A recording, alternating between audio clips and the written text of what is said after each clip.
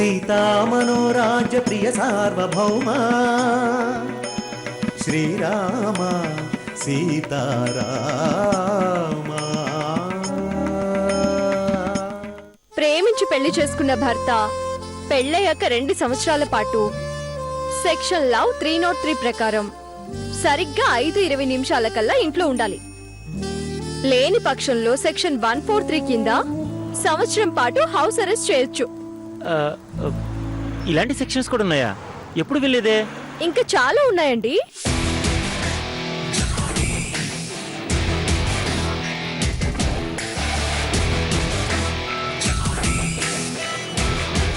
Section LM 404 ప్రకారం నెలకు పట్టు చీర కొనిపెట్టాలి, 2 నెలలకు డైమండ్ నెక్లెస్ కొనిపెట్టాలి. ఒక లాయర్ని పెళ్లి చేసుకుంటే భర్త పొజిషన్ ఎలా ఉంటుందో నాకు ఇప్పుడు అర్థమవుతోంది.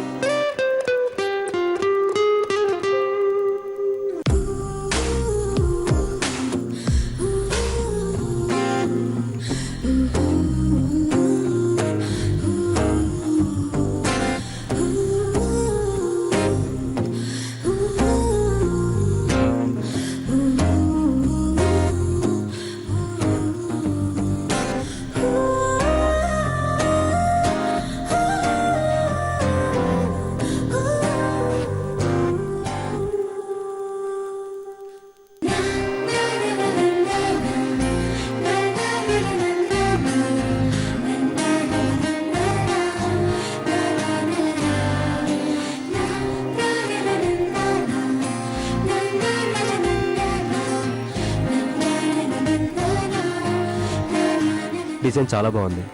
థ్యాంక్స్.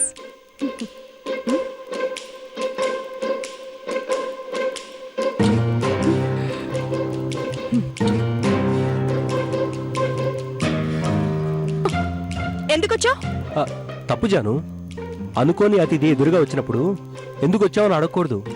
ఆనందంలో ఆశ్చర్యాన్ని మిక్స్ చేసి నువ్వెప్పుడు వచ్చావో అని అడగాలి. ఏది ఒక్కసారి అలా అడుగు.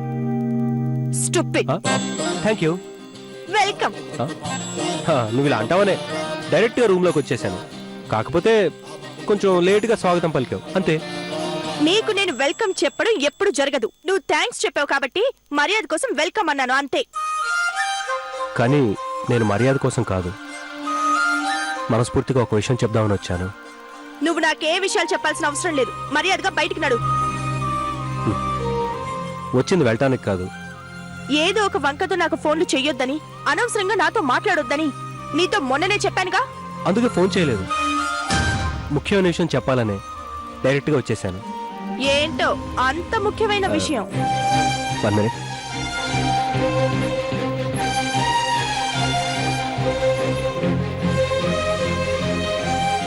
Happy birthday.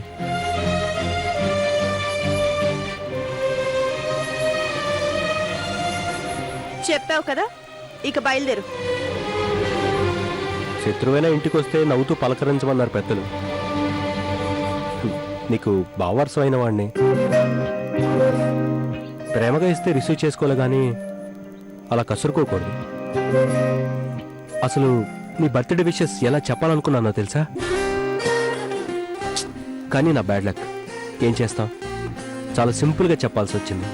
ఆహా, అబ్బాయి గారికి చాలా ఆశలున్నాయే. ఎలా చెప్దాం అనుకున్నావేంటి? ఎలానా? ఎలా అంటే కరెక్ట్గా 11:57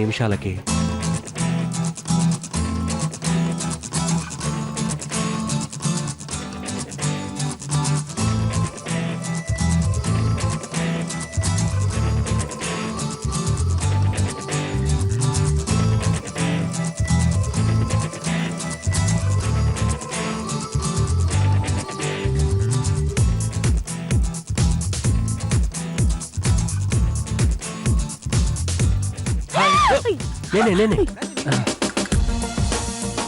wish you happy birthday. Thank you. అయినా గోడలు దూకి నిచ్చెన లెక్కిలా రాకపోతే డోర్ నుంచి రావచ్చు కదా. గర్ల్ ఫ్రెండ్ కి మామూలుగా చెప్పడం కామన్, ఇలా కష్టపడి వచ్చి విషెస్ చెప్పడంలోనే వెరైటీగా ఉంటుంది. సరే బాయ్. ఏంటి ఇంత కష్టపడి వస్తే అప్పుడే బాయినా? మరి ఇంకా ఏం కావాలి? సరే బాయ్. ఏంటి ఇంత కష్టపడి వస్తే అప్పుడే బాయినా? మరి ఇంకా ఏం కావాలి?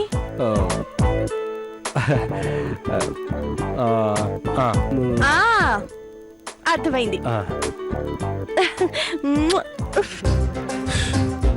ఓన్లీ ఫ్లయింగ్ కిస్సా? అది సరిపోదు. సరే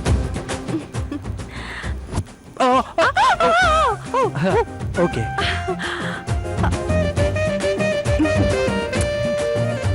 ఆహా,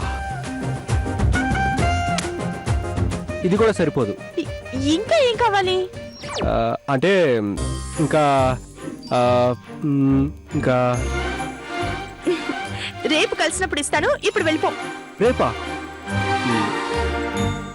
రేపు తప్పకుండా ఇస్తావా? మర్చిపోవద్దు. షూర్. ఇంక నువ్వు వెళ్ళు. Okay, I love you. I love you too. Thank you. Bye bye bye. ఇంక నువ్వు వెళ్ళు. వెళ్తున్నా. Bye bye. బాయ్.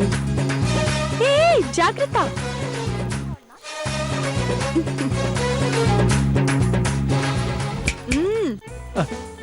ఏంటి సార్, ఏదో కల కంటున్నట్టున్నారు? నీకెంత ఫీల్తో విషెస్ చెప్పానో ఊహించుకున్నాను. నిజం కాని వాటిని ఎప్పుడు కలలు కనుకు.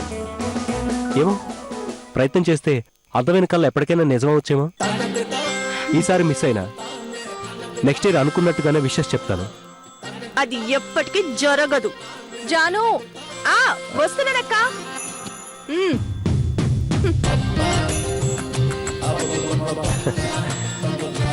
Next year. Hi Janu. Hi Babu garu. Wish you many more happy returns of the day. Thank you. ఏమంటే జాను గారు, మీ బర్త్డే అని చెప్పకపోయినా మేమే తెలుసుకుని విషెస్ చెప్పడానికి ఇంటికి వచ్చాం. పార్టీ లేదా? అడగవేంట్రా? అవును జాను, మా అందరికి మంచి పార్టీ ఇవ్వచ్చు కదా, అందరం సరదాగా బయటికి వెళ్ళొచ్చు.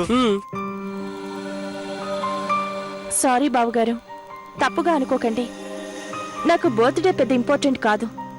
నేను అనుకున్న గోల్ రీచ్ అయ్యాక తప్పకుండా పెద్ద పార్టీ ఇస్తాను. గోల్ అందరికీ ఉంటుందండి, మా వదిలికి మాత్రం గోల్ లేదా? అంత మాత్రం మీ బర్త్డే రోజు పాయసం చేసి ప్రయోగం చేయకుండా ఉంటుందా? ఏ వదిరా? ఏయ్ రామ్, పాయసం. రేయ్, ఇప్పుడు కూడా టెంప్ట్ అవుతావేంట్రా? కంట్రోల్ చేసుకో. వదిరా, మీ చెల్లెల బర్త్డే కోసం నువ్వు పాయసం చేసావు. మావాడేమో బ్యాంకుకి హాఫ్ డే సెలవు పెట్టి వచ్చాడు. ఇలాంటి టైంలో సెలబ్రేట్ చేసుకోకపోతే ఎలా వదినా? నువ్వేనా చెప్పొదినా? నిజమేనే. నెక్స్ట్ ఇయర్ నీ బర్త్డేకి ఎవరు ఎక్కడుంటామో తెలియదు, అందుకే సెలబ్రేట్ చేసుకుందాం. అదేంటక్క? అది కాదే, ఇప్పుడంటే నేను నీతో ఉన్నాను. నెక్స్ట్ ఇయర్ పెళ్ళైపోయి అత్తారింట్లో ఉంటాను కదే. అవునండి, ఈ సంవత్సరం మా అన్నయ్యకి పెళ్లి జరుగుతుంది. నెక్స్ట్ ఇయర్ మనకు కూడా పెళ్లి జరుగుతుంది. ఏంటి? అయ్యో, ఎందుకండి అపార్థం చేసుకుంటారు? నా ఉద్దేశం వేరే వాళ్ళతో పెళ్లి జరుగుతుందని. ప్లీజ్ కాదనికే. ఒప్పుకోండి అమ్మాయి గారు, సరదాగా అందరం కలిసి పార్టీ చేసుకోవచ్చు. జాను, ఇంతమంది అడుగుతుంటే కాదు అంటే న్యాయం కాదు. ఒప్పేసుకో ప్లీజ్. మరీ అంత పట్టుదలేంటే? ఒప్పుకో జాను. ఒప్పుకోవే. ఒప్పుకో జాను. ఒప్పుకో జాను. ఒప్పుకో జాను. ప్లీజ్ జాను. ఒప్పుకో జాను. ఒప్పుకోండి. ప్లీజ్ జాను, ప్లీజ్ జాను ఒప్పుకో. ప్లీజ్ జాను ఒప్పుకోండి. జాను ప్లీజ్. సరే సరే సరే, ఒప్పుకుంటున్నాను. సాయంత్రం అందరం కలిసి గ్రాండ్ గా పార్టీ చేసుకుందాం.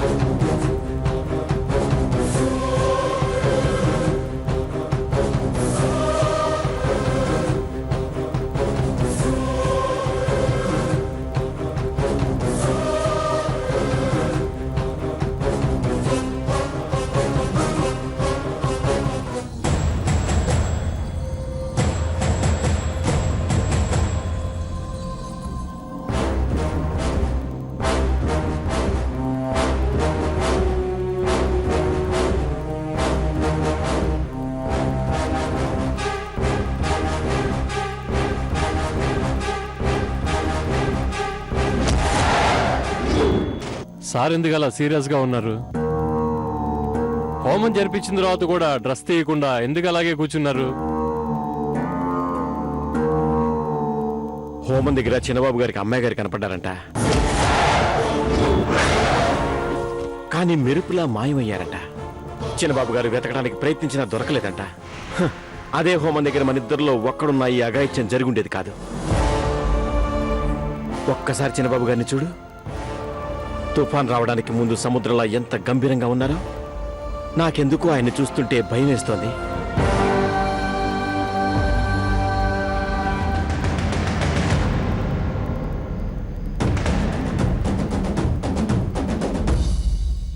ఎంత ధైర్యమే నీకు? చేసిన తప్పు మర్చిపోయి నిర్లక్ష్యంగా అటూ ఇటూ ఊగుతున్నావు. నా మీనమ్మతో కలిసి పెళ్లి రోజున అగ్ని చుట్టూ 7 అడుగులు నడిచిన నువ్వు నా దేవత కనపడగానే వడివడిగా అటువైపు అడుగులు ఎందుకు వేయలేదో?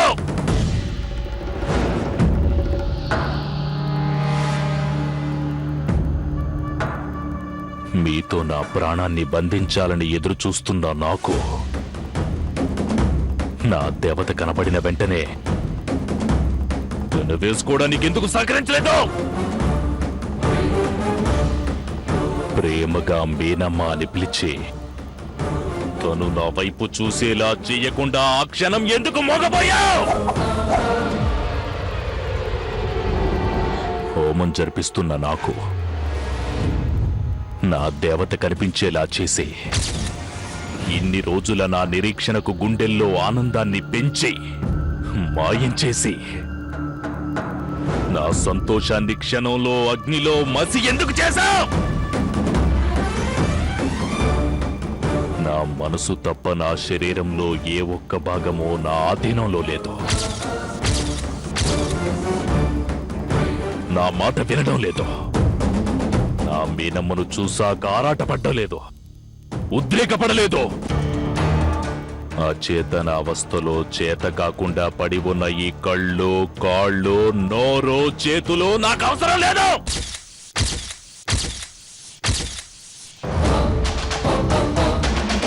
అచేతన అవస్థలో చేత కాకుండా పడి ఉన్న ఈ కళ్ళు, కాళ్ళు, నోరు, చేతులు నాకు అవసరం లేదు.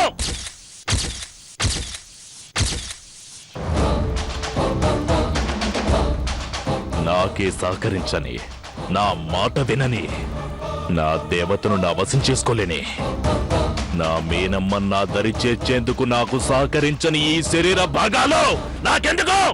ఈ ప్రాణం నాకెందుకు?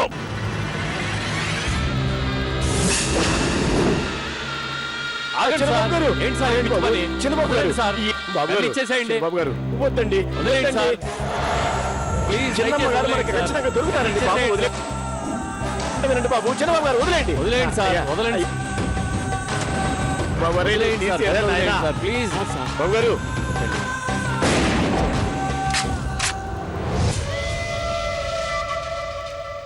ఎందుకు ఇంత ఆవేశం? భార్యని ఇంత ఆరాధించే వాళ్ళు మాత్రం మిమ్మల్నే చూస్తున్నాను సార్. ప్రాణం కంటే ఎక్కువగా ప్రేమించే మీ ప్రేమను పొందలేదంటే ఆవిడ దురదృష్టవంతురాలు సార్.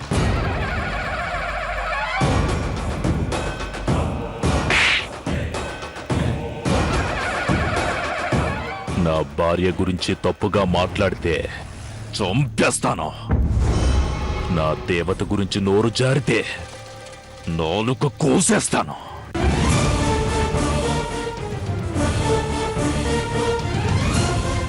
మీరు చంపినా నాలుగు కోసినా నేను చెప్పేది మాత్రం నిజం సార్.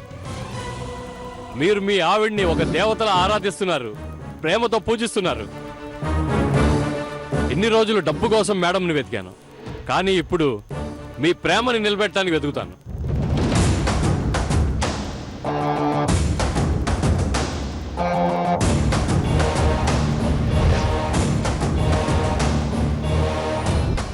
Thank you Anand. నువ్వు చెప్పిన ఈ మాటలు నాలో ధైర్యాన్ని నింపాయి. నా మనసుకి నా శరీరం సహకరిస్తుందనిపిస్తుంది. నా చేతులు నా మీనమ్మను పెనవేసుకుంటాయన్న ఆశ కలుగుతుంది. నా పాదాలు నా దేవత వైపు అడుగులు వేస్తాయన్న ధైర్యం కలుగుతోంది. త్వరలోనే నా కళ్ళు నా మీనమ్మను చూస్తాయన్న నమ్మకం కలుగుతుంది. చనిపోవాలన్న ఆలోచన నా మెదడుకు రానివ్వను. బ్రతుకుతాను. నా మీనమ్మ కోసమైనా బ్రతుకుతాను. నేను చనిపోతే తను అనాథ అవుతుంది. నా దేవతను నా వశం చేసుకోవడానికి ఏమైనా చేస్తాను. నా భార్య ఎవరికి సొంతం కావడానికి వీల్లేదు. నాకు మాత్రమే సొంతం. నా మీనమ్మ కళ్ళు నన్ను మాత్రమే చూడాలి. తన మదిలో నన్నే ఊహించుకోవాలి. నా గురించి మాత్రమే ఆలోచించాలి. ఆలోచించేలా చేస్తాను. మీనమ్మా, ఎక్కడున్నావు? నీ హృదయం, శ్వాస, ధ్యాస నా గురించి ఆలోచిస్తాయని ఆశపడుతున్నా.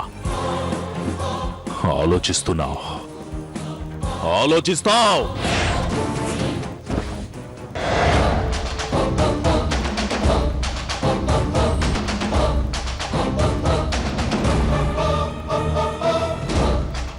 చిన్నమ్మగారు ఎప్పటికైనా ఎక్కడున్నా ఈయనకే దక్కాలి. అలా కాకుండా ఆవిడ ఎవరి గురించి ఆలోచించినా, ఆవిడ గురించి ఇంకెవరైనా ఆలోచించినా అతనికి భూమి మీద నూకలు చెల్లినట్టే. రే, అంతకంటే ముందు చాలా కార్యక్రమం ఉందిరా. ఆ తర్వాత కేక్ కటింగ్, దాని తర్వాత భోజనాలు. ఏంటా కార్యక్రమం? మంగా రెడీ చిన్నబ్బాయి గారు. ఇవ్వు. ఇది బర్త్డే ఫంక్షన్ అంటే కేక్ కట్ చేయటం, భోజనం చేయటం మాత్రమే కాదు, కొంచెం ఎంటర్టైన్మెంట్ కూడా ఉండాలి. ఎంటర్టైన్మెంట్ అంటే ఏం చేయాలి? చెప్తా. ఇదిగో ఈ బాక్స్ నిండా చీటీలు ఉన్నాయి. ఈ చీటీలో తలా ఒక చీటీ తీసి అందులో ఏమొస్తే అది పర్ఫామ్ చేయాలి. ఆ పర్ఫార్మెన్స్ కి ఇక్కడ ఉన్న వాళ్ళందరూ మార్క్స్ వేస్తారు. ఎవరైతే బాగా పర్ఫామ్ చేస్తారో టట్టడాయ్ వాళ్ళకి ఈ అవార్డు.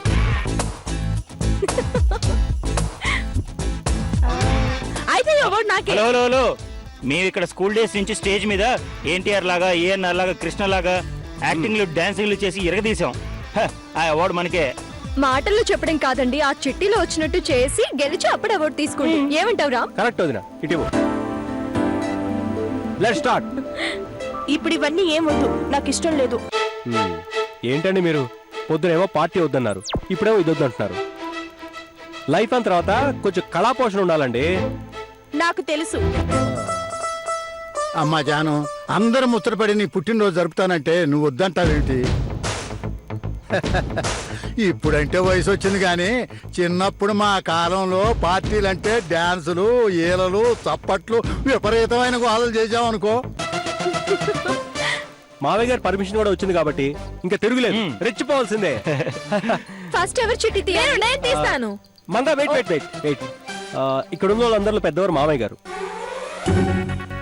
ఆయన మర్చిపోయిన చిన్నప్పటి జ్ఞాపకాలని మళ్ళీ గుర్తు చేసుకోవాలి. వద్దులే అల్లుడు, ఈ వయసులో నా ఆటలెందుకు, మీరు ఆడుకోండి. ఎవరండి? తీయండి ఇదిగోండి, తీయండి నాన్న. తీయండి తీయండి మావగారు. అబ్బా, తీయండి నాన్న. అంటావా? రామ రామ రామ రామ రామ రా. ఏమొచ్చింది నాన్న? అయ్యో ఇవ్వండి.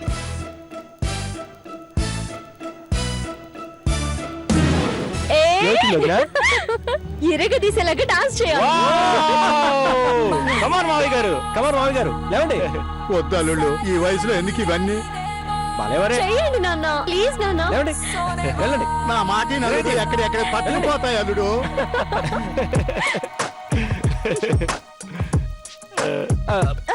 సారీ. సరే.